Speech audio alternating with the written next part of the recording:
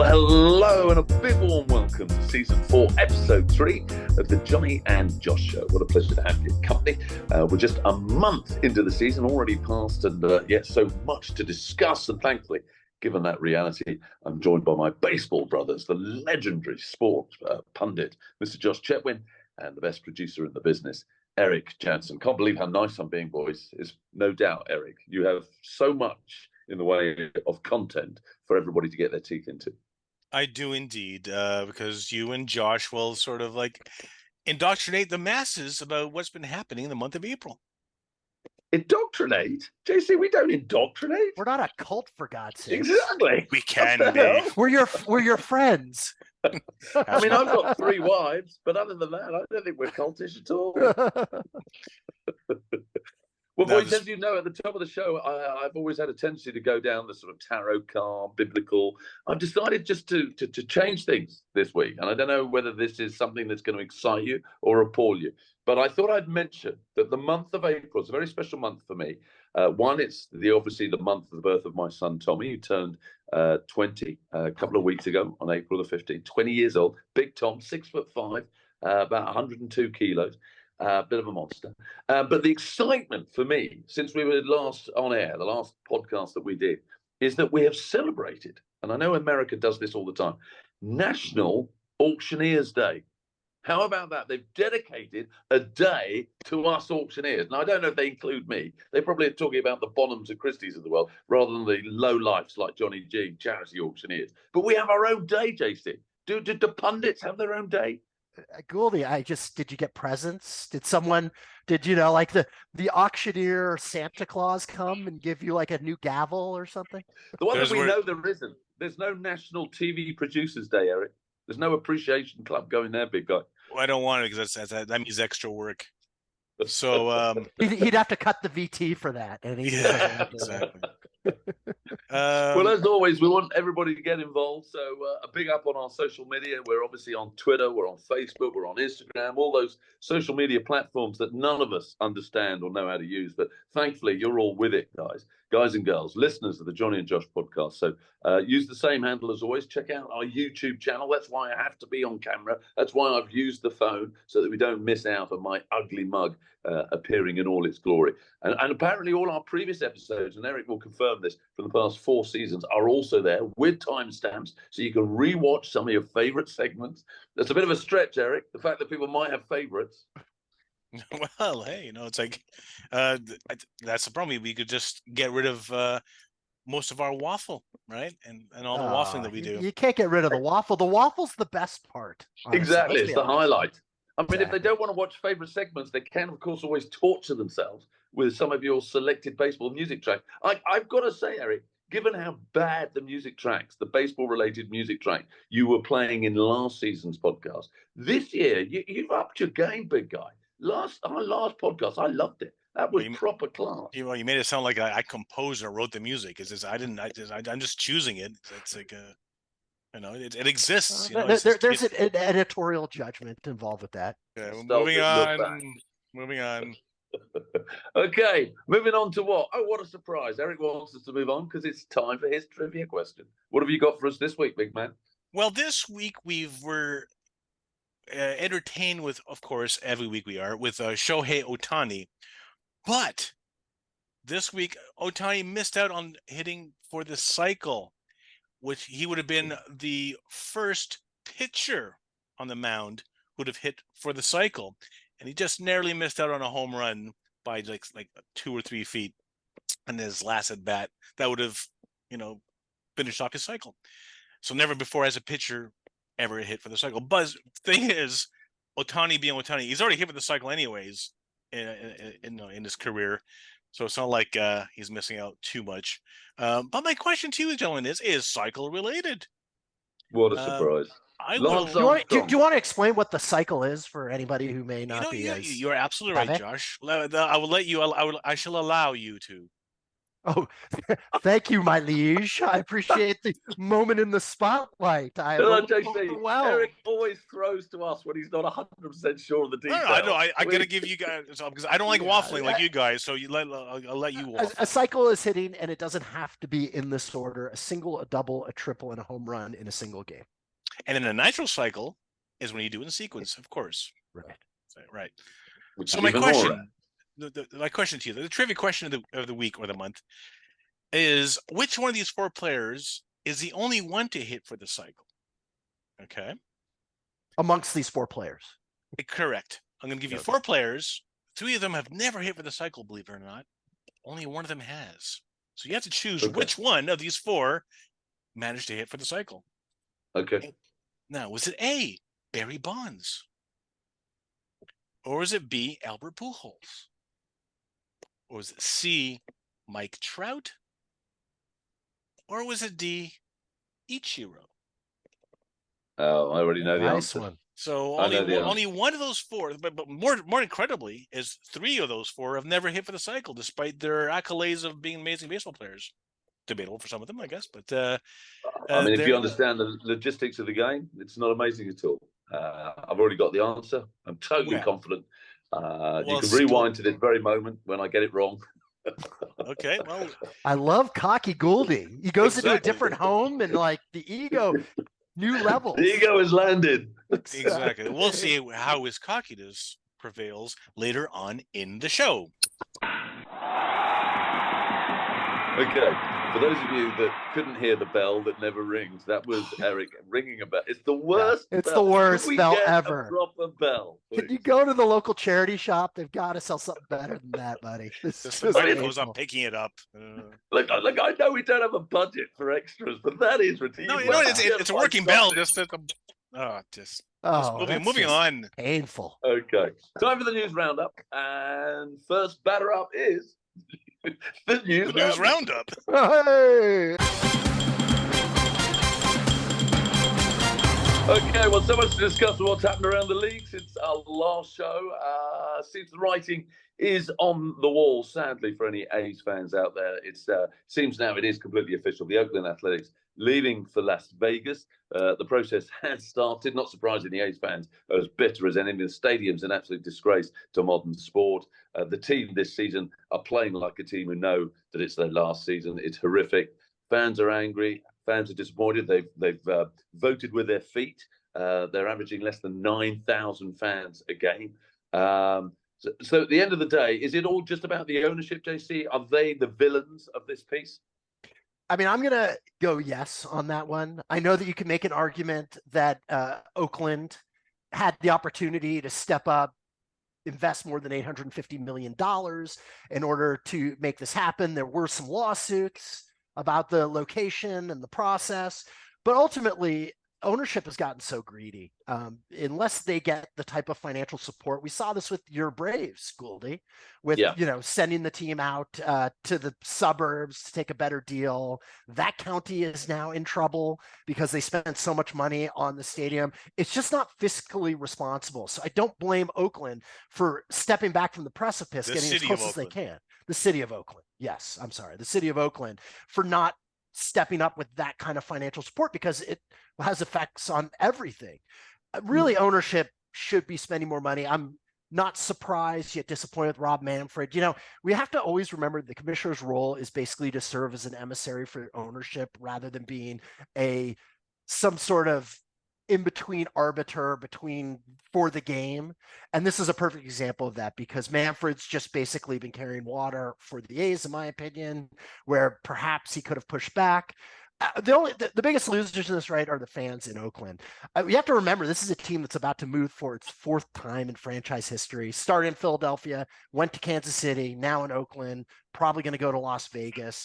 So it has been an itinerant organization, but they have such great history in Oakland. Those teams with Reggie Jackson and Sal Bando and Raleigh Fingers and Catfish Hunter, those 1970s teams that was a dynasty team, was sort of the nature of Oakland. Oakland has a culture. Yeah.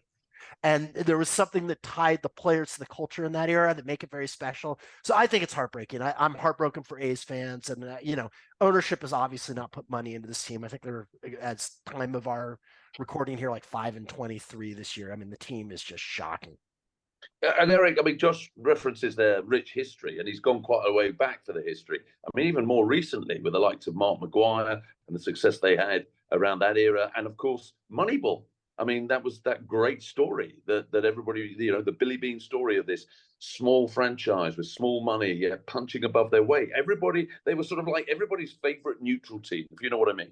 Absolutely, and Billy Bean has nothing to do with this. It's not, it's not his decision that the team's moving or not moving, or he has nothing. He's just trying to build a team. But when you got an ownership that really doesn't care, and fans who are now forcibly are having apathy, and I respect those fans, and I sympathize with those fans. Being a former Montreal Expo fan, of course, because same thing happened to my great city. We had a terrible stadium. And then we had an owner who called Jeffrey Lurie, who just ran that team to the ground pretty much on purpose. And that's not even debatable. He did it pretty much on purpose. Major League Baseball had to step in saying, you can't devalue this team because you want to move it. We're going to take ownership of it now. And then the writing was already on the wall with that already. And then that's why the Montreal went south and became the Washington Nationals. So I hope Oakland find a way to resolve this, because it's not 100% sure. It's 90% sure. But there's still a little inkling of a chance. I mean, not 99% sure. What's going to break my heart too, because it's the nature of marketing nowadays, they're going to go to Vegas and they're going to change the name of the team. And I spoke about its long history because, sure, the Oakland A's have a great history. The Philadelphia Athletics have an amazing history. I mean, that's Connie Mack's team, one of the longest running manager of all time, owned the team. I mean, that A's name, connects the legacy of baseball from nearly the start of the game. And I have the feeling they're going to go to Vegas, and they're not going to be the Las Vegas A's, Las Vegas Athletics. They'll change it to some cheesy name, and that will break my heart too. And I know that's less about the Oakland fans, and that's all heartbreaking, but that's sort of a baseball continuity issue that would be disappointing for me. Guys, the one area where we, playing devil's advocate, the one thing we do have to tip our hat is that, we as British baseball fans, obviously we can't get our head around the idea of a franchise constantly moving, but it happens all the time. It happens all the time. It's a complete one-off for us. Wimbledon Football Club going to becoming the MK Dons, and it caused such upheaval. I remember, I was covering it at the time, that the locals in Wimbledon were so disgusted. They won't sit in the same stadium as MK Don fans, because that's how much the team disgusts them. And that was the anger that created. And they went away and started again and created AFC Wimbledon, that worked their way up through the league. And I think they're now in League One. So they're back in professional football, but it's taken 20 years. The thing is, this happens in America. We have to accept it's the ultimate capitalist country. And it just seems that money talks. And when you look at, and I can confirm, by the way, we're recording this on Sunday night, JC, you're absolutely right. Their record is 5-23. That's a 179 winning percentage. They have a run differential of minus 118. And we're not even in May.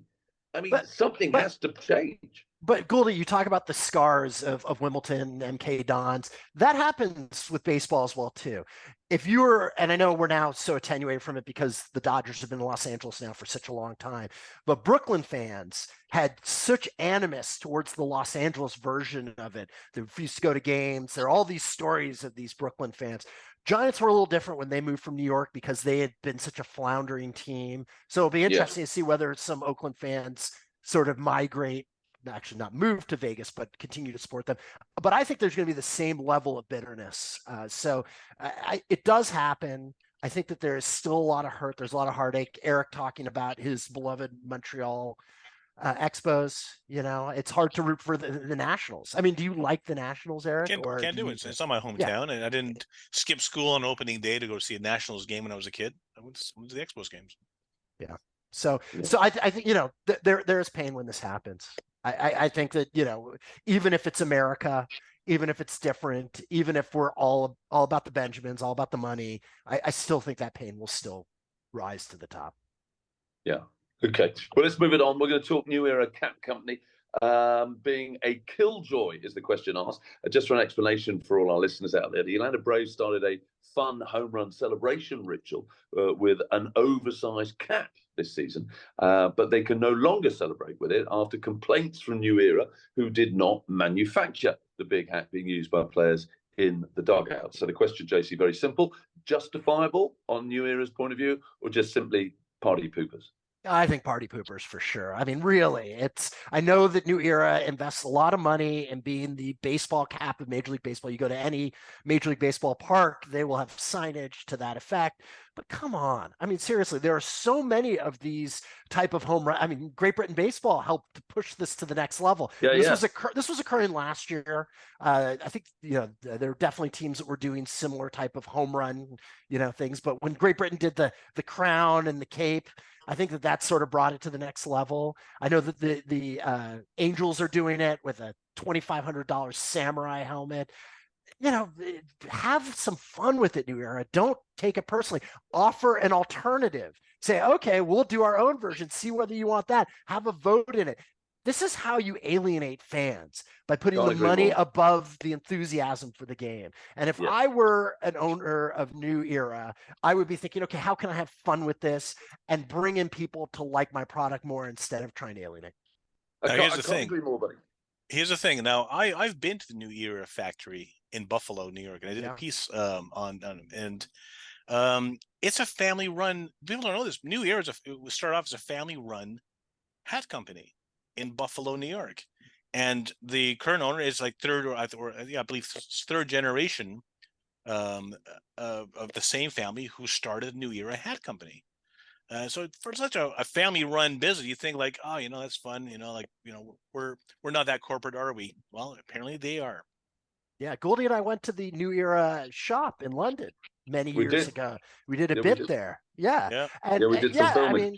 I mean, they're a company with such great history. I feel like the theme for this show all of a sudden is capitalism at its worst. And this is yet another example of it.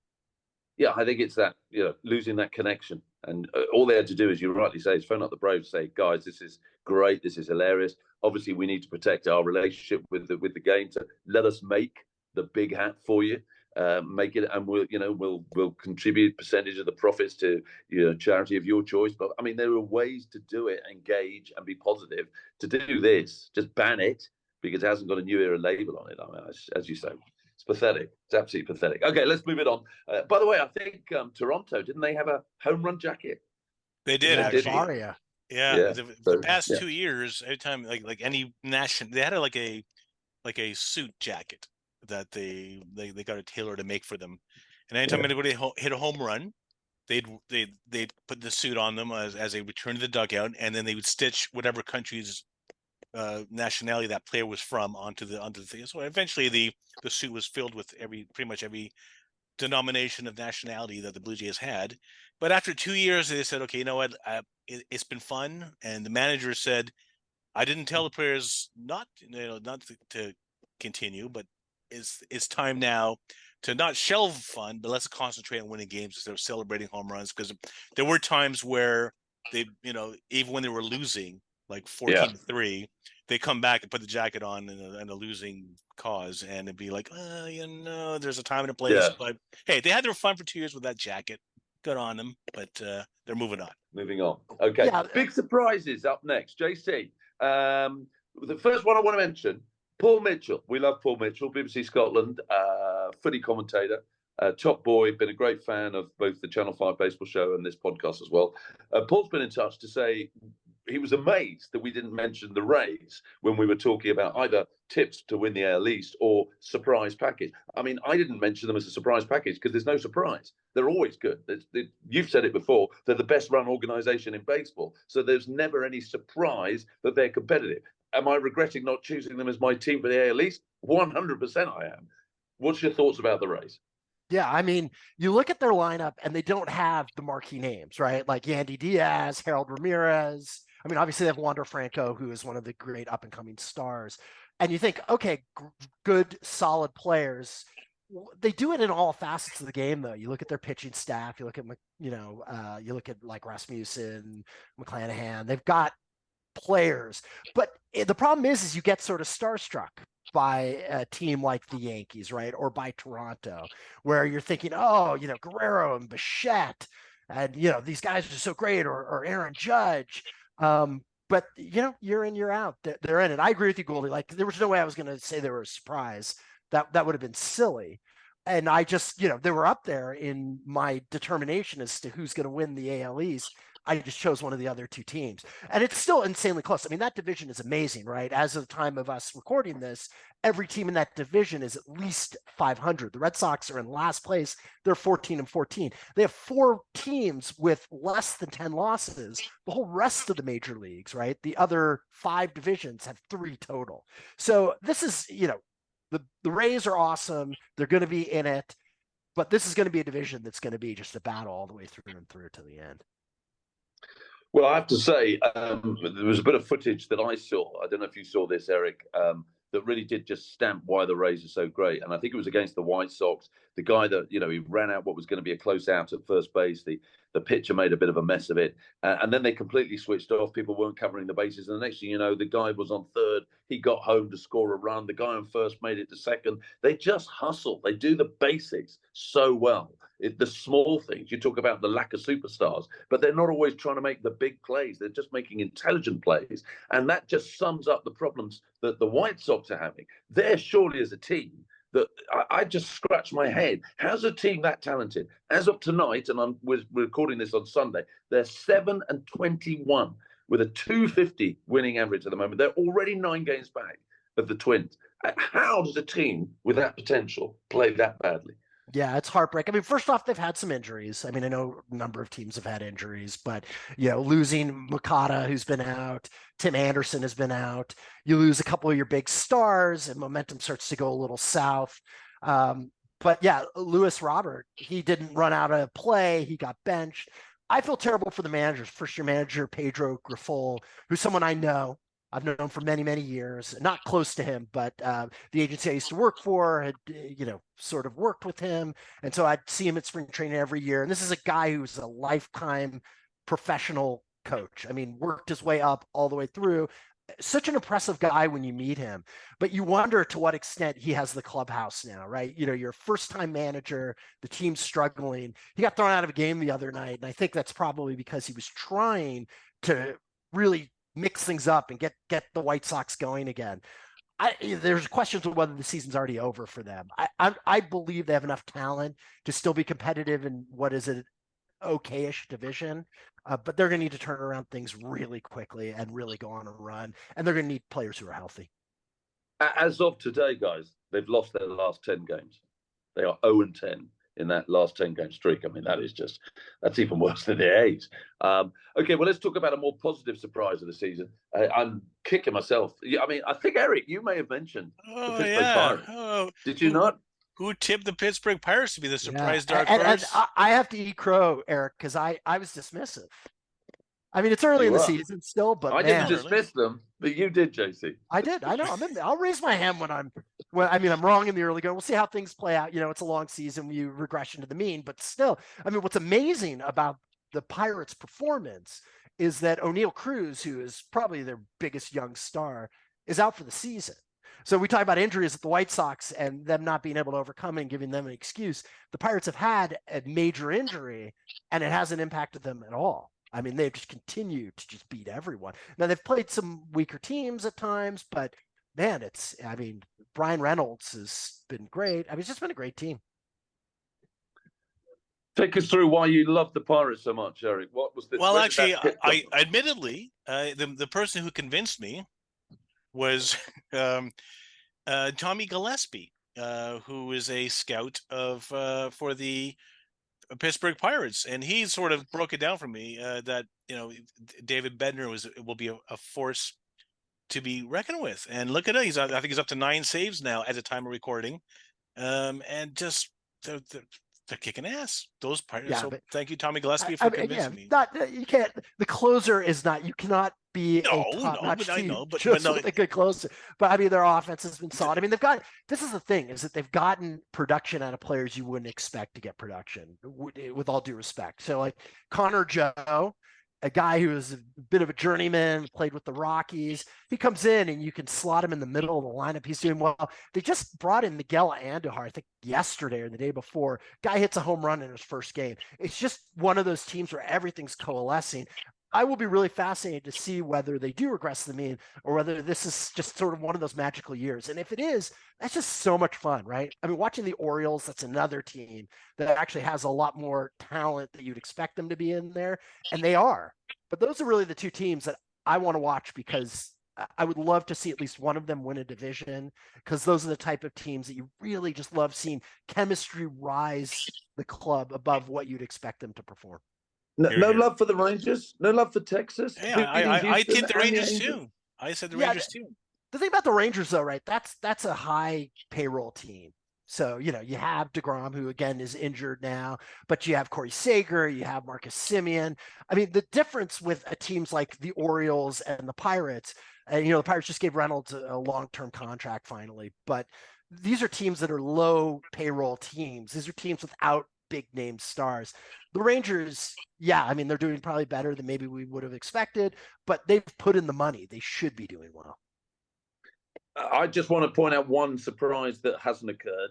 When asked what my National League dark horse would be, I gave the kiss of death, Big Jonny the Jinx, to the Colorado Rockies, who are now 8-20 with a 286 win record. So I've completely ruined their season. There is one team we haven't mentioned that is a shock. What about the Cards? I mean, two of us tipped them. They're 10-18. They're last in the Central of the National League. Yeah, I mean, I wouldn't give up on them yet. You know, Jack Flaherty got off to a bit of a bad start. He's pitching a little better. I still think they're going to be fine. I think what's interesting about the season so far, if you look at it, are just how bad the bad teams are this year. I mean, we mentioned the Oakland A's, but Erik's Detroit Tigers. I mean, these are teams who go out there and, you know, I think at the end of the season, we may have more 100 loss teams than we normally have. I think there is more of a have and have nots in baseball right now than there has been even in the last little while. You can't be rebuilding if you haven't built a winning team. That's the old adage. Moving on. Well, it's a lovely segue, given that, JC, the last team you mentioned was the Detroit Tigers, because I'm moving straight into the Do Watch. We are, of course, talking about A View to a Kill. Our dear friend Akil Baddoo, who we focused on last season after the most extraordinary debut in Major League Baseball. Well, guess what? We talked about him last week, the fact that he was in the minors, but he's back. He's back in the majors. And I'm asking myself, is he back to stay, Erik? Well, you know, like Josh said, you know, the Tigers, they're crap at the moment. But I'm still hopeful, you know. But Akil Baddoo in 18 games, he's 7 runs, 2 stolen bases, 1 RBI. I guess he got a lot of injuries, and why not bring up Akil Baddoo from the Toledo Mud Hens? But hey, he gets on base. Yeah, he's solid. I think he's going to stick this year for the rest of the season. Well, he's great defensively, isn't he? Yeah, I think he's been playing well. But he's not that amazing Messiah that everyone thought when his debut with like multiple home runs, grand slams. But there is a player. I'm thinking if we're gonna move on from Baddoo Watch or A View to Akil, there is a player we've been saying for weeks that, you know, time to like change it up and find a new player to focus on, and there's a player called Drew Maggi, who's made his debut, but more on him later. So with Drew Maggi, do we call it a Drew to Akil? You see what I did there? Come on, give it to me. That was probably the only thing smart you said about that whole talk about Drew Maggi, who we'll talk more later. But we'll talk more later about short major league stint. Anyways, moving on. Right, the bell's been rung and it's time for batter number 2. This week we're going to be focusing on the pitch clock. We're a month into this massive change to the game of baseball, so time for a debrief. We want to reflect on how much the new pitch clock rule has seemingly changed baseball. Now, for those of you still unfamiliar with the new rule, players have 30 seconds to resume play between batters. Pitchers have 15 seconds with nobody on, and 20 seconds if there is a base runner. The pitcher is therefore charged with a ball if he exceeds the clock timer. The hitter, however, must must also be ready to go in the batter's box. He must be facing and looking at the pitcher with 8 seconds left on the clock. If not, he gets charged with a strike. Now, JC, before I ask you your view a month into this season on this rule change, and it is a big rule change, let me tell you some facts. One, the quickest game of the season so far, Twins Marlins, April the 5th, it lasted 1 hour and 57 minutes. The average game this season, 2 hours and 38 minutes, and that compares to last season's average game time of 3 hours and 3 minutes. So we're talking about shaving off about 30 minutes on average for every game. So what's your immediate response to the change? Yeah, it's worked. I think it's be hard to argue any other way. I think that there needs to be some fine tuning with it. The story of Cody Bellinger getting a standing ovation when he went back to Dodger Stadium. He now plays with the Chicago Cubs, who played the first 7 years of his career with the Dodgers, won an MVP with them, that he got a violation for acknowledging this support from the fans, I think is a little silly. So you just need to figure stuff like that out. My one issue remains, and we discussed this before, is that when we get to the 9th inning, that we figure out a way to maybe change the rule in the 9th inning where there may be a little more tension. If they're, say, the game's within a save possibility within 3 runs, that you slightly alter those rules to allow for that tension to breathe a little bit more, because I think that that's an exciting part of the game. And I'm a strong believer that whatever the rules are in the regular season need to be the rules in the postseason. And that's when you really want to allow the game to breathe at the end. So, some fine tuning, but overall great. I think what's interesting, and I think this may be speaking to something we talked about earlier, the fact that there's some teams that are just so dog awful right now, is that attendance is not great overall. We're at about 26,000 per game. In the mid 2010s, it was about 30,000. Now, admittedly, we're early in the season. I think that average number is going to go up as we get into the summer. So perhaps it'll get a little closer to that. But these shorter games at this point aren't necessarily translating into larger audiences in terms of watching it at the ballpark. I do think it's just a better product, though, so I'm supportive. What's the reaction of owners, though, Erik? Because I imagine as an owner, if you've got less time for your punters to buy beer and hot dogs and spend money on merchandise, they're not going to be happy about that aspect. That's going to take a knock on their revenue. Well, the Milwaukee Brewers, surprise, surprise, are the first team to start that will allow beer sales to extend past the 7th inning. And can you name the show the Money Grab Show? Because literally every subject is just a different, we talk about the A's moving, we talk about this situation, we talk about the baseball cap. Everyone's about their money grab. Like, that's not good. You don't want to get people drunk in the 9th inning and get in the car. I agree, especially like places like LA, where people live in their cars, and if you're still drinking beers in the bottom of the 8th inning, then you get into your vehicle, that's not advisable. But I know, hey, anyway. The kids want a hot dog in the 8th inning. All the concessions are closed. I remember, I'm a late eater. You know me, I'm an eater as well. I do like. You're early and late. But yeah, I don't remember San Diego trying to get San Diego Padres, by the way, at Petco Park, one of the best chicken burritos that you get in the land. I remember in the 8th inning, I couldn't find one at Petco Park, but now the 8th inning will come within like an hour and a half. It's like I'm fine with those concessions. It's just not the alcohol. I think you cut off beer sales at the same time. Yeah, you want to booze, you booze early and give yourself some time to sober up. The thing that's weird about it is I would love to see a breakdown of what percentage of the overall take for Major League Baseball teams comes from concessions, because to me, it's really all just about the TV deals. I mean, this is a nice little sweetener, but if you're weighing a little extra money in return for the safety of your fan base, I think it's a no-brainer. Yeah. Did you catch the lovely, well, I don't know if it is lovely, but obviously Shohei is, without a shadow of a doubt, the greatest baseball player in the modern era. We all love him, what he's done for the game globally, let alone in America. And yet a man who's breaking every record book going is also now another record book holder, because he's the first player ever with a pitch clock violation as both a pitcher and a hitter. I imagine that's a record that'll never be beaten, JC. Yeah, I think it's possible, right? Like, there are people who pitch and hit, but he'll always be the first. So he definitely has that. Shohei Ohtani is just such a great facet of Major League Baseball.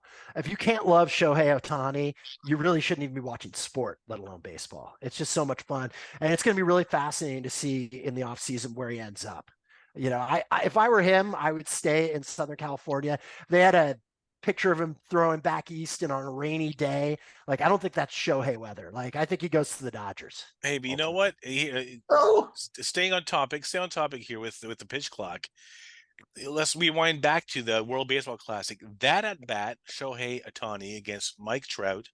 Imagine if there was a pitch clock on during the dramatic moment.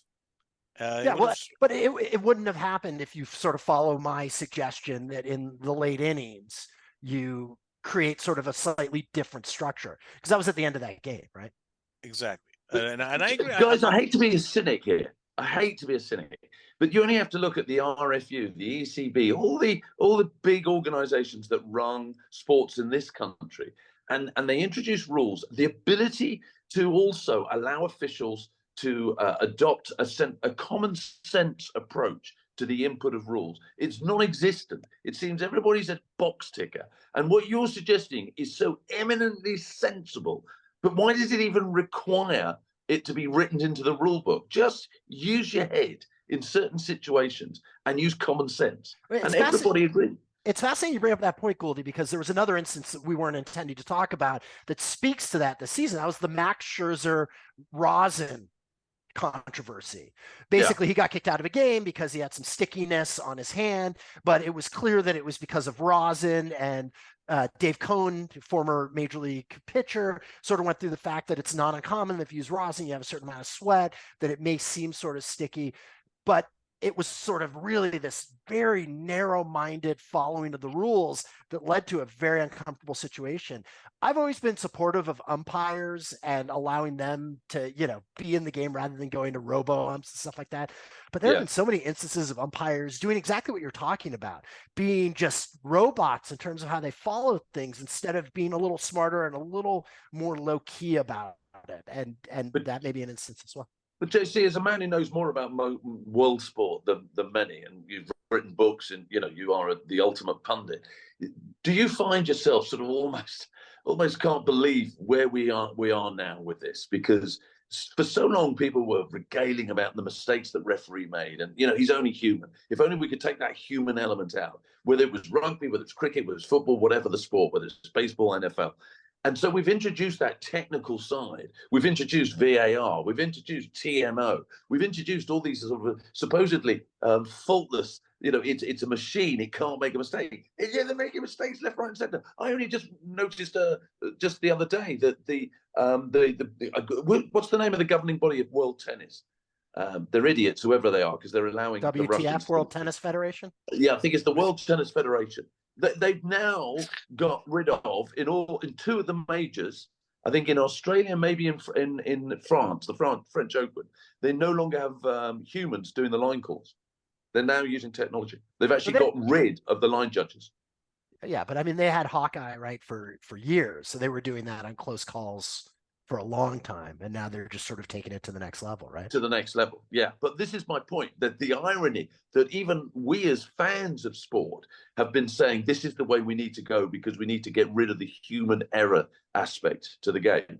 And yet you talk to particularly football fans and some rugby fans, and their attitude is, we've gone too far. It's taken the spirit of the game out. It's undermining the authority of the referee, etc., etc. Do you not sit there as a sporting pundit and just think, what an irony this is? That this is what we wanted. Be careful of what you wish for.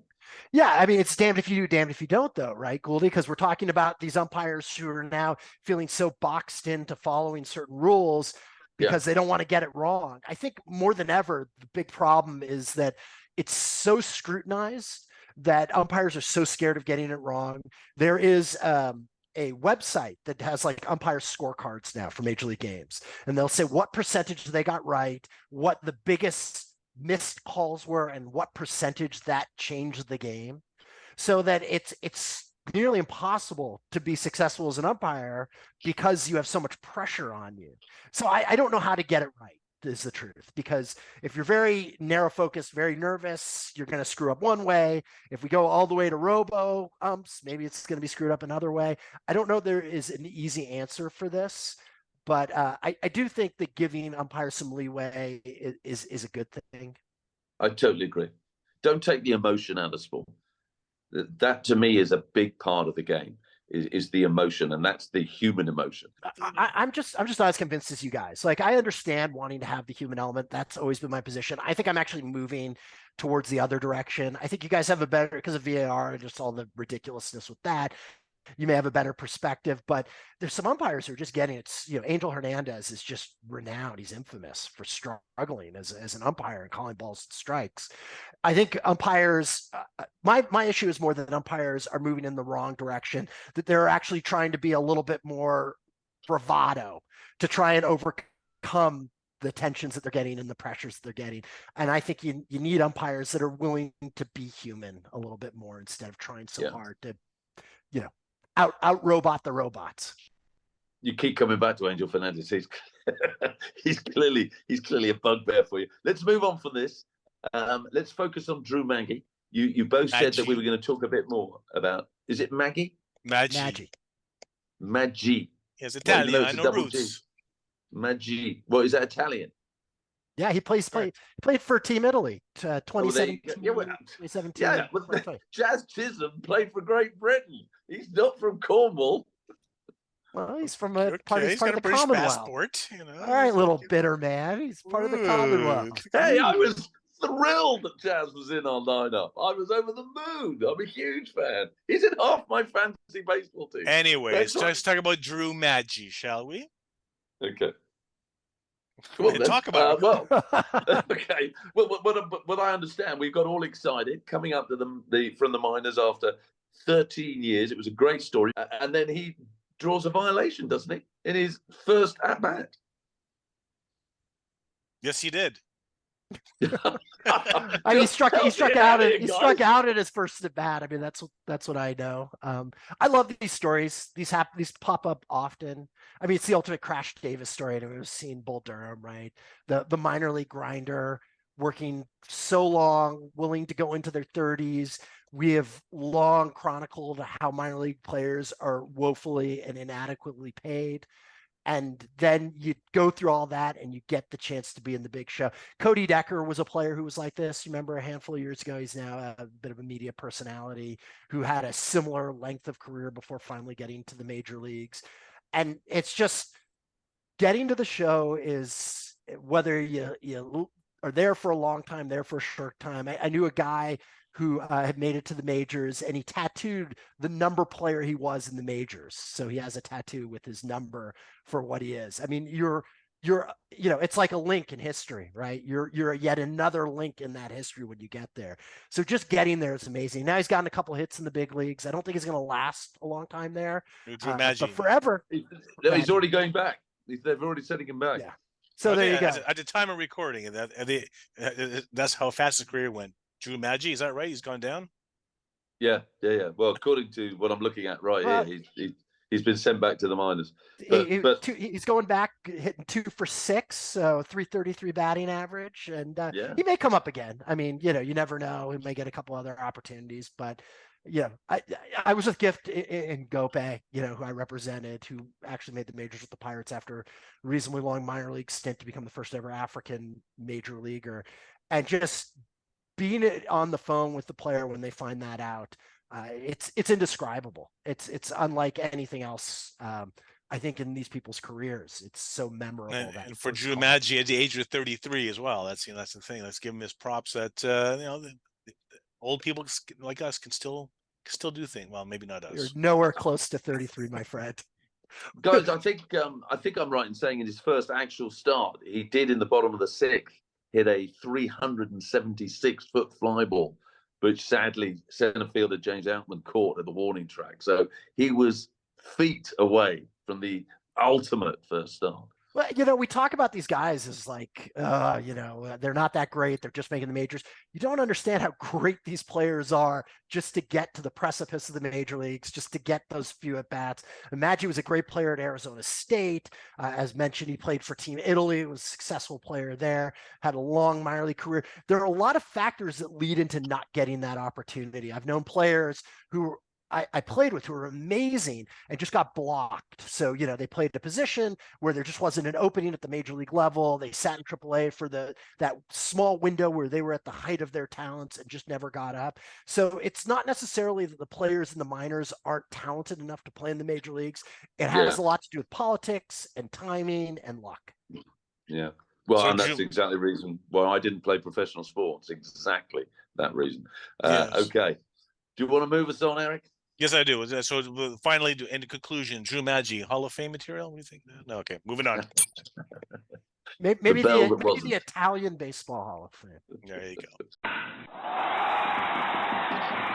Okay, well, the bell's tolled and it's up to battle 3, and we're talking MLB Global, we're talking London Series, we're talking MLB in Mexico City. As I understand it, boys, as the time of recording of this podcast, MLB are actually playing a 2-game series in Mexico over the weekend. The Padres and the Giants, it counts. So, I mean, they really have finally got the idea. I mean, this frustrates the hell out of me, JC. How many times did we talk about how the NFL in particular, but even the NBA and the NHL had stolen a march on MLB in terms of spreading the word globally. And that while MLB maintained this really insular approach to their game, they were never going to really truly grow the franchise of baseball globally. And yet now suddenly they've got the bit between the teeth and they've got it. And they're 25 years too late. Well, I mean, they've had these series before. They had a series in Australia that counted. They've played in Mexico before. This isn't the first time, but they need to commit, I think, in a bigger way, to be honest, Goldie. I think that there's so much talk about baseball expansion. I realize the logistics about being in a country like Mexico may be too daunting, but boy, it'd be great to have another country that has a permanent major league team. And Mexico City is awesome, right? Because we talk about Denver and the Mile High City and balls flying. The balls fly in Mexico City. I mean, they played a game where both teams scored double digits there to start off the series. So I would love to see a team in Mexico if they can figure out the logistics. I know that there are issues related to that, and somewhere else. I mean, if you could go to Europe, I know it's a 5-hour flight from New York to London, but man, that's what I dream on personally. Yeah. I still wonder whether it's going to happen for the Jacksonville Jaguars, because they're talking about them becoming a London franchise, and they're always the team that comes over for the NFL series. I suppose the big issue is, would they get the attendance that justifies it? For 50% of the games. I mean, they're going to have 81 games at home.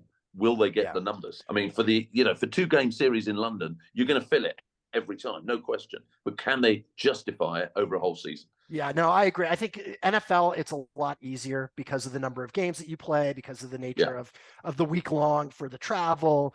It makes a lot more sense. At this point, no. I mean, the answer is just a simple no, that you wouldn't be able to get the attendance for Major League Baseball games. But figuring out a way to build to that, and London series clearly is an important step, but creating some other type of high-level league to try and really bring more and more interest to it. That's what the NFL did, right? They had minor league football in Europe for many years, and they were able to then build from that and be able to create the momentum. Major League Baseball needs to really think about that. But Mexico is a place where you could get the attendance every night. Absolutely. Which probably explains the fact that this is the 5th time they've had a series in Mexico. Only going to be the 2nd time in the UK. London series that was meant to happen in 2020, of course, COVID put paid to that, will be happening this year. The Cards against the Cubs. It's a great NL Central matchup. June 24th, 25th. What are you boys going to be there? You working it? You worked it last time. What's happening? I'll be there in some broadcast and or MLB game development capacity. So I'll be at London Stadium, home of West Ham United. Yeah, I'm afraid, Goldie. So I was asked to be the color commentator for BT Sport when this event was meant to happen 2 years ago. It was, of course, canceled because of COVID, and I wasn't asked this time. So I'm afraid I won't be there, but I'm so excited for it. I'm so excited for you guys to be there. It's just such a great and important series for baseball, not only for the game in general, but clearly for British baseball. So I will be rooting from afar. So, JC, you won't even be able to come over yet because you're not working it. You're not going to be coming over just for a trip to the UK. Yeah, just difficult with work and family. I have some family commitments at the moment that make that difficult. So.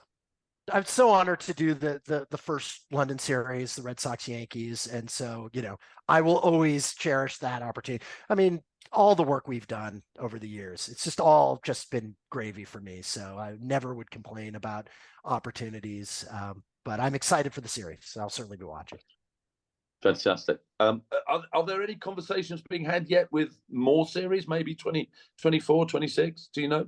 Yes. Yeah, I believe there's one more already lined up for London, and then Paris is going to have a series. That's right. It's Paris is 25, isn't it? That's right. So team still TBD, to be determined for London 2024 and the Paris one in 25, right?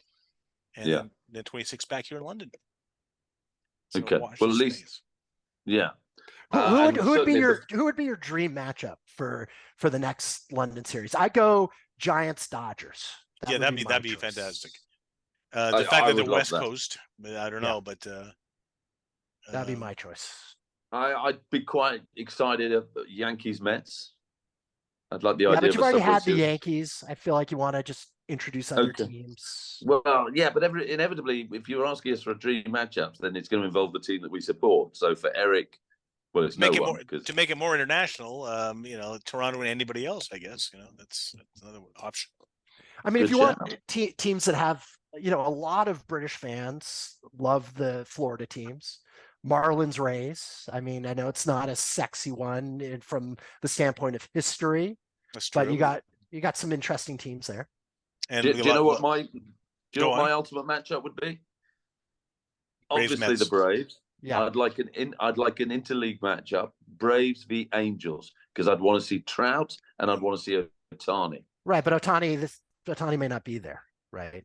Well, yeah, but he can come back. Well, is this his last year? Well, potentially. Yeah. He's a free agent after the season. Okay. It is this season, sir. Okay. He'll look good in Tigers cap. I'll tell you that. So, yeah. Okay. Braves and Ohtani, whoever he's with. There you go. Okay, let's move it on. Erik, I know you're a man who travels an awful lot for baseball, more than certainly JC and I have ever done. And this is ultimately with MLB game development. You've been to Barcelona, Toulouse, all very, very extravagant and exotic locations. Oh, and you've been to Farnham, equally as exotic. Yeah. Many more European cities to visit. What's the latest, big man? Yeah, basically, I'm proud to be involved with the helping the media requirements for the Major League Baseball game development department that come over and help grow the game and select youth from 15 to 18 around Europe to nurture and potentially get signed by major league teams. So they do all these tournaments and camps of where scouts can come bring their radar guns. So yes, my next pit stop actually is quite an interesting one. They're tapping into, believe it or not, Lithuania. So there's some Lithuanian baseball. Yeah, so I'll be. Yeah, they had a major leaguer, Neverauskas. Exactly, Neverauskas with the Pirates. And so because of Neverauskas, where there is interest generating in Lithuania, and as well, believe it or not, Sofia, Bulgaria. I'll be heading. Jeremy Guthrie, former Kansas City Royal, is actually there right now, helping nurture baseball in Bulgaria of all places. So I'll be going to Bulgaria. I had him in one of my fancy baseball teams when he was still playing. Irrelevant to what I'm talking about. Great. And but I mean, clearly a nice bloke. That's the only reason I mentioned it. And Italy is another pit stop I'll be going to, which is of course, woe is me. I have to go to Italy and eat Italian food. Oh well. Well, I can't wait for there was a Bulgarian catcher who got signed by the Cubs. We're still waiting for our first British born and bred player to get signed by a major league organization. We did have Gavin Marshall, who played in the Frontier League I played in. So we've had a little bit of that, but Great Britain needs a player, they need a player to get signed. And so I can't wait for that day. We will pop the champagne for that moment, because if Bulgaria could do it, we could do it. Exactly. So long may the global reach of Major League Baseball game development continue, because that means I get the air miles. Moving on. Okay, we move on to the seventh inning stretch, everybody. So obviously this is our chance to focus more on the culture of the sport. And I know this seems like a contradiction in terms, but we've given the culture element of the podcast to the most uncultured member of the Baseball Brotherhood, and that is Erik Jansen. And I love you too. Now, the baseball book of the week, which I guess now because our podcasts are, sort of staggered, is it the month now? I have chosen as a baseball book of the week because I was clear. By the way, if you're watching this on YouTube, Jonny, you haven't mentioned I've cleaned up my shelf. Look how nice my shelf looks. I see one of my books up there. Oh, how did I get there? Look at you. Oh, come on. I use that as a doorstop mostly, but love you too. Love you too. Anyways, yes, I was clearing out my bookshelf and I stumbled upon. Oh yeah, I forgot I had this book, and it's very simply entitled "Holy Cow" by Harry Carey. But of course, with Bill Verdi being his ghostwriter, I'm sure, because he was a busy man. Bob Verdi. Bob Verdi. Beg your pardon. Bob Verdi is the ghostwriter that helps out Harry Carey in this book, appropriately entitled "Holy Cow." Can I tell you, I would have loved to sit in their sessions. You have Harry Carey with like 3 Budweisers downing him, going, "Hey, I remember when." There's Bob Verdi trying to like keep up with, our thoroughly soused exactly, and that's what apparently. Well, not apparently. I'll tell you right now. Reading this book is like having Harry Carey in the same room with you. Now, people who wonder who the hell is Harry Carey, well, okay, welcome to baseball. Now he's usually associated as the voice of the Chicago Cubs broadcaster, but he had a longer tenure with the St. Louis Cardinals, and he was with the White Sox for 10 years as well, and the St. Louis Browns at the time, and the Oakland A's. So he's been around baseball for quite a while in the radio capacity and television capacity. But Harry Carey, of course, we dined at his restaurant in Chicago, which is one of the finest restaurants that I've ever been. Their bar is 60 feet 6 inches. See what they did there. And Josh got to put on Harry Carey's glasses, which is on a display case. I played my college baseball at Northwestern University, which is just in Evanston, Illinois, right in Chicago, right outside of Chicago. And that's where we would always take recruits. So people would come, potential people we were trying to get to come and play baseball in the program. We'd always go there. And I remember going there once with a player, and there was Harry Carey sitting there having his dinner. It was awesome. Yeah, so cool. Yeah, no, JC, as obviously somebody who's lived and breathed baseball your whole life, is he, without a shadow of doubt, the most iconic announcer? No, I wouldn't say that. I mean, I would say Red Barber. I would say, Buck. Both of the Bucks. Jack Buck and Joe Buck. He's up there. I mean, he's in the pantheon. Vin Scully to me is number 1, right? So, yeah. But if there's a Mount Rushmore of broadcasters, you put Harry Carey on that. I would. I would. Different from the rest of these other guys, though. Because he was all personality. You look at a guy like Vin Scully, certainly personality there, but just a level of erudite that it was just unique. So he was different, but special in his own way. And I mean, just. You mentioned that, he had been at other places, been with the White Sox, but like he's so connected to the Cubs because in the early days of WGN was a television network, and they were one of the first, along with the Atlanta Superstation, to go nationwide because most of us could only see, typically in early 80s and the 70s, only be able to see their local team. But the Cubs became a team that you could see at any time. And so Harry Carey kind of elevated, along with the guys who would do the game of the week, as being a broadcaster who was just more well known. And he was so intrinsically tied to the Cubs because of that. So if we were to do a Mount Rushmore of commentators, it would definitely be Vin Scully, bar none. Harry Carey, Mel Allen, for those who don't remember Mel Allen, but for me, I put Mel Allen, and then the fourth, I don't know what guys. What do you go? I gotta go with Red Barber. I think Red Barber, yeah. Ernie he Harwell. Came out with the cappered seat. Yeah, I mean, there's so many great ones, right? And John and Joe, it's like, hey, it's like, or Josh Chatwin and Johnny Gold. Yeah, well, those. I mean, obviously, because we did so much with them, we had them as our commentators on a Sunday night on such a regular basis during the broadcast of Channel 5 baseball from '97 to 2008. Yeah, John and Joe for me, but then I don't have the experience that you guys have with the others. But Harry Carey's always been a name that I wish I knew more about. So clearly, a book I need to buy. Where did you pick that book up from, Erik? Actually, funny enough, a secondhand bookstore here in the UK.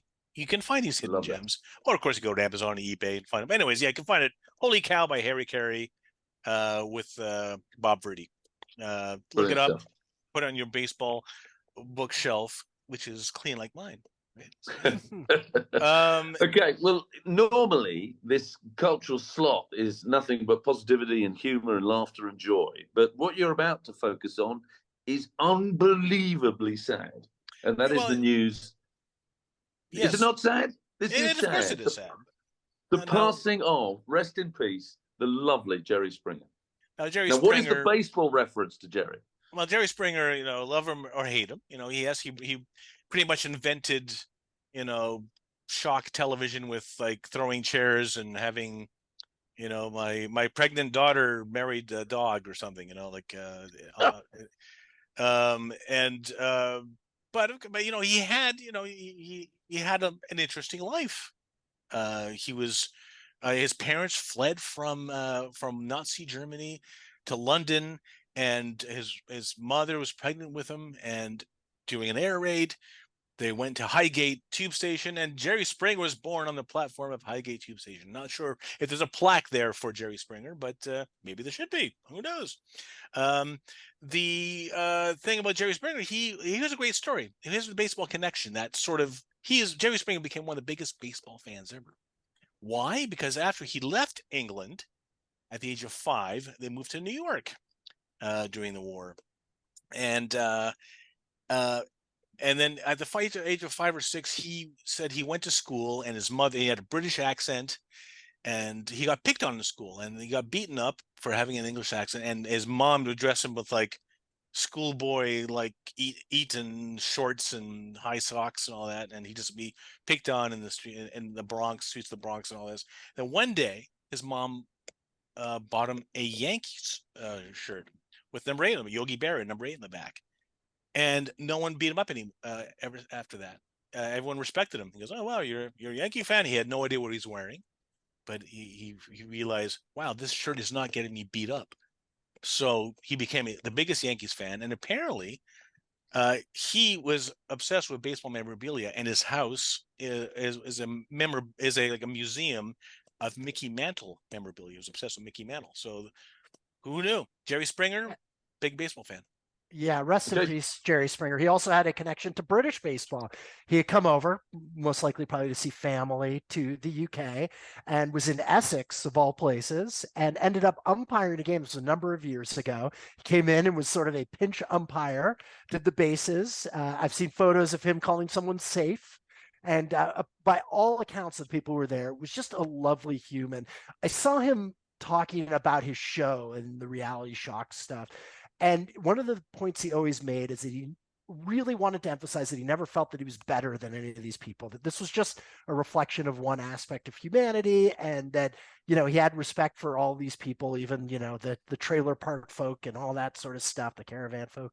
And I a fan of his. So yeah, guilty. I watched those reality shows, the Jerry Springer show, in my teens and growing up and all that stuff. So it's, hey, I'm guilty. Well, certainly a lovely, lovely man. So rest in peace, Jerry Springer. And thanks for all you did for British baseball. Right. Any other cultural references, Erik, that you want to get off your chest? Yes, I do, because I want to say a happy birthday to Michelle Pfeiffer. Yes, Michelle Pfeiffer, 65 years young this weekend. Okay? No. And wow. She still got it. She still got it. Like in the 80s, I think, every teenage boy, and I'm not going to go to details here. It's a family show. We would say Kim Basinger, or Michelle Pfeiffer. For me, it's always Michelle Pfeiffer. Michelle Pfeiffer for sure. Oh, 100% Michelle. The best Catwoman around. Come on, give it to me. Now, the Witches of Eastwick. Oh my God! What I love, I want to hear I want to hear the contortion to get this Pfeiffer discussion to baseball. I don't care, JC. I don't care if she's got nothing to do with baseball. Married to the Mob. Come on, that was great. Anyways, so yes, Michelle Pfeiffer, 65. What's some baseball relevance, you say? Well, who cares? Did you know that she auditioned for the role of Annie in Bull Durham, and she almost got it, but they said she was too young at the time, and so they gave it to Susan Sarandon, which still worked out well. but it was almost Michelle Pfeiffer in Bull Durham. Oh, guys, come on, rewind here. I mean, I love Michelle Pfeiffer every bit as much as you guys do, but there's no way anyone else could have performed that role. Exactly. And I mean, it was amazing. But, you know, hey, if you haven't seen Bull Durham, yes, Susan Sarandon is amazing in it as Annie. But it was almost Michelle Pfeiffer. There's your baseball relevance. Moving on to Johnny's favorite segment, the music and baseball and everything. And because there's relevance here again as well, because coming up in the next week on May 6th, Willie Mays turns the ripe old age of 92. 92 years old. And same day as the King Charles gets coronated. Well, on May 6th. Is that the same day? That's exactly the Well, there's only one. There's only one king, and he's a giant, and he's Willie Mays. And now, back in 1954, in the heydays of Willie May, say hey, there was a song that came out by the Treniers. Now, the Treniers was a band, that R&B band at the time. Twins, Claude and Cliff were their frontmen, and they came out with a ditty called "Say Hey Willie Mays," and here's a little excerpt. It sounds something like this. Hey, fellas, what's your name? Say who? Say Willie. Say hey. Say who? Swinging at the plate. Say hey. Say who? Say Willie. That giant kid is great. When he hits the ball, it's long gone man. Hits it farther than Camp can. Swings the bats like a little lead pipe. When they reach the ball, it's overripe. Say hey. Say who? Say Willie. Say hey. Say who? Swing it at the plate. Say hey. Say who? Say Willie. That giant kid is great. He runs the bases like a choo-choo train. Swings around second like an aeroplane. His cap flies off when he passes third, and he heads home like an eagle bird. Say hey. Say who? Say Willie. Say hey. Say who? Swinging at the plate. Say hey. Say who? Say Willie. Well, I don't know what to say. Yet again, you produced something that's eminently listenable. I didn't produce the album. This was recorded 1954. Okay, so it's like you were, come on. It's well, like, I'm a bit of a. Clearly, I'm a classic man because we went back in time last broadcast we did, and I like that as well. So hey, yeah, buddy, I know you. Every time I unearth an old, I don't hate it. I love it. Every time I unearth an old classic song from yesteryear that's relevant with baseball, and this one has Willie Mays singing and talking in the song as well. So what's not to like? There's like some proto rap to it, like they're chatting. There's a little bit of chatting in the song before you get into the swing. Yeah, that's a hey kid. Willie Mays, greatest player ever. Well, definitely top 5. But when you get to the top, you can't choose one, right? But certainly 5-tool player, amazing. And if we're going back to Mount Rushmore, does Willie Mays belong on Mount Rushmore? Well, there's a lot that belongs on Mount Rushmore, and that's a debate for another day. But I say yes. So you like that song, John? So that's a thumbs up for that song. Is that correct? Thumbs up. All right. So then we'll be playing that song in its entirety at the end of the show. Right. Okay, let's move it on. We need the trivia answer, the one that I'm so confident about. Okay, so earlier I asked you about the cycle. Which one of these players was the only one out of the 4 to hit for the cycle? Yeah. And I asked you, was it A, Barry Bonds, B, Albert Pujols, C, Mike Trout, or D, Ichiro? Josh Chowan, you go first. No, I'll go first. You always go first. Yeah. No, I need to go first because if I get it right and it's the same answer you've given, you just say you cheated. I would never say that. That's what you do. Give me, okay, Johnny, give me an answer then. Okay. Well, it's abundantly clear it's not Bonds and it's not Pujols because they were big sluggers. Therefore, they didn't have the subtlety to get a single and a double. Goldie, Bonds early in his career was a stolen base king. He was a 30-30 guy. Stolen base king. He was still a slugger. Lots of triples. Yeah. Okay. He's stolen the single season and career home run record. Let's not go there. I don't even acknowledge those records. All right, keep going. No, it's abundantly clear to me it's either Trout or it's Ichiro. But I'm looking at a man who leads off. He gets more at bats. We're talking about stealing bases for fun. It's got to be Ichiro. Ichiro is the answer. I say it with total confidence. Okay, no, it's a valid reasoning. Yeah, okay. Yeah. I mean, you're wrong about Bonds. Like the Pujols is good reasoning. Him hitting the triple. I'm not 100% sure. Although he was pretty slender early in his career. I'm going to choose Mike Trout, and I'm going to do it because I feel like he is so perennially underrated in all these kind of conversations. It's always like, oh, it's not Trout, and then it is Trout, if you know what I'm saying. So I'm going to go with Mike Trout because I think he's just the guy who, oh, you're right. Golden feels he's right. I think he's going to enjoy this win. All right. Yikes. Come on, tell us, Okay, Erik. so Barry. So I was so hoping that you guys would choose Barry Bonds or Albert Pujols, because guess what? It is neither of those two. So one of you is correct. Come on. And the answer is Mike Trout. No!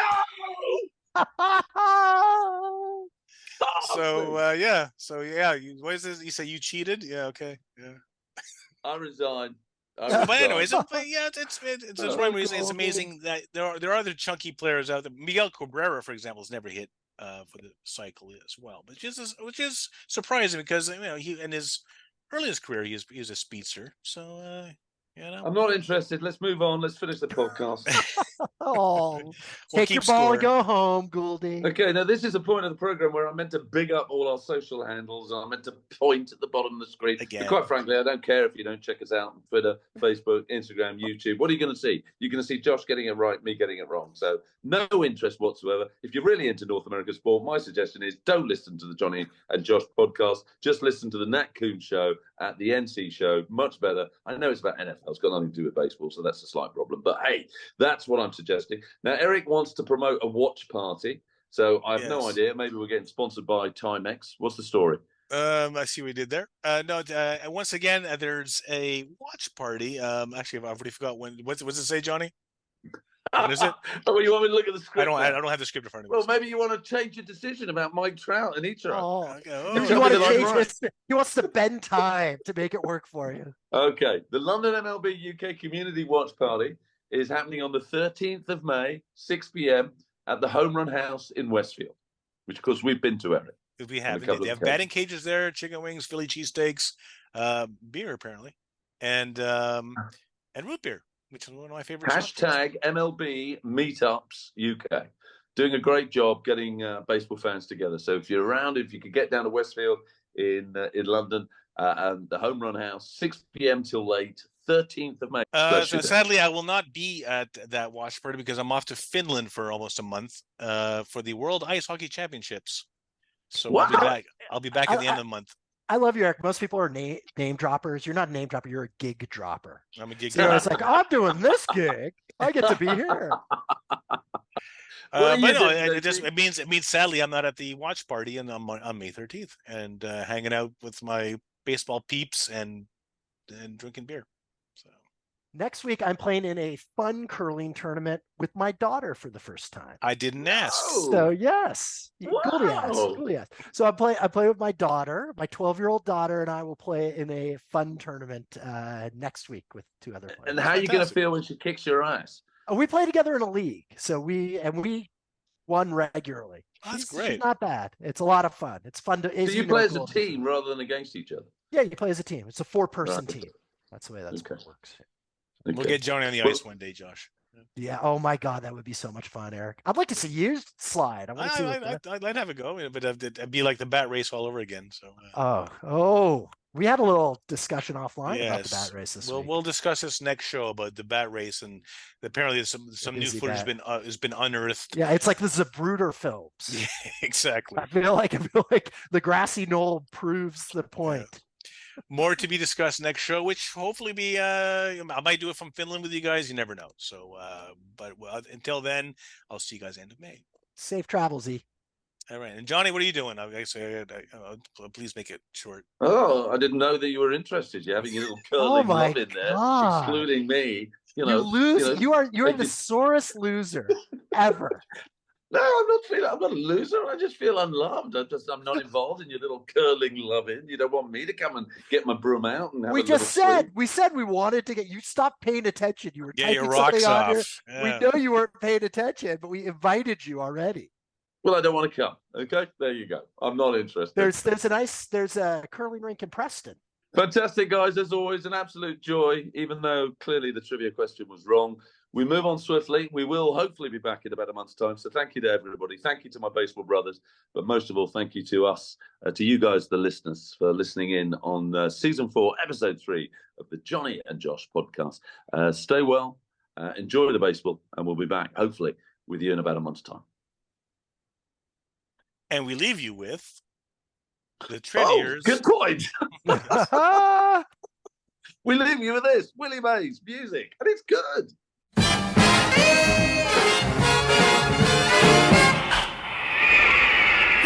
Say, hey, Willie, go get it. What do you mean, go get it? Man, that ball's way in left field. I don't care what field it's in. Willie plays all fields. Every time we come to the game, you talking about Willie plays all the fields. That's right. Let's call Willie and ask him. Call him. Okay, hey, Willie. Yes. Are you Willie Mays? Yes.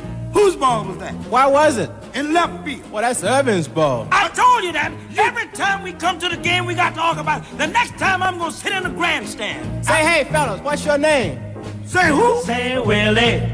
Say hey. Say who? Swinging at the plate. Say hey. Say who? Say Willie. That giant kid is great. When he hits the ball, it's long gone man. Hits it farther than Campy can. Swings the bats like a little lead pipe. When they reach the ball, it's overripe. Say hey. Say who? Say Willie. Say hey. Say who? Swing it at the plate. Say hey. Say who? Say Willie. That giant kid is great. He runs the bases like a choo-choo train. Swings around second like an aeroplane. His cap flies off when he passes third, and he heads home like an eagle bird. Say hey. Say who? Say Willie. Say hey. Say who? Swinging at the plate. Say hey. Say who? Say Willie. That giant kid is great. Yes, he covers center like he had jet shoes. The other batters get the Willie blues. Anything hit his way is out. Man, it just don't pay those guys to clout. Say hey. Say who? Say Willie. Say hey. Say who? Swinging at the plate. Say hey. Say who? Say Willie. That giant kid is great.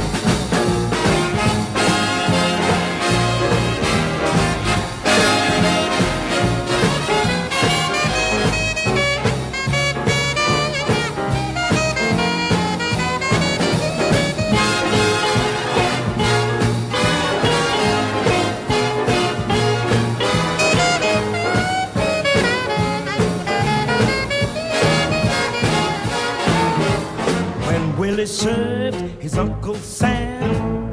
He left the Giants in an awful jam. But now he's back, and he's Leo's joy. And Willie's still a growing boy. Say hey. Say who? Say Willie. Say hey. Say who? Swinging at the plate. Say hey. Say who? Say Willie. That giant kid is great. That giant kid is great. Say Willie. What you gonna say? Say